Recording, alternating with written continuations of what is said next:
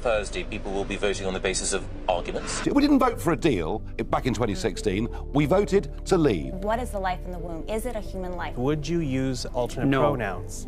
And why not? Because I don't believe that other people have the right to determine what language I use, especially when it's backed by punitive legislation. Their view is that there is only one way to be a woman in this society, and they would like to use legislation to impose that morality on I think that the role of law is to protect human rights. The reality is we have a Conservative government now who risk driving this country with a no-deal Brexit, which will cause potentially economic consequences. It's one thing to tell people what they can't say. It's a completely different thing to demand that people use certain words when they're formulating their own ideas. Throughout this whole controversy, I have told the truth at every turn. Her version of morality doesn't actually dictate what I can choose to do in that moment. At least I agree with you until the point where your rights end where another person's rights begin. The reason she's so strongly against the second referendum is what does it say about our democracy? What does this say about our democracy? Political correctness is code that powerful people use when they're annoyed that they're actually not the centre of attention in any given discussion. Kindness is the excuse that social justice warriors use when they want to exercise control over what other people think and say. What you are saying is that women's rights don't matter, women's health doesn't matter, women's mortality doesn't matter. Shaming thing that has ever happened in the history I'll tell you of British democracy. I'll tell you what's shaming, Nigel, is you... That is what you believe. That is not what the majority of Americans... Was the public misled? That's you being lazy, Jordan. I'm sorry. But my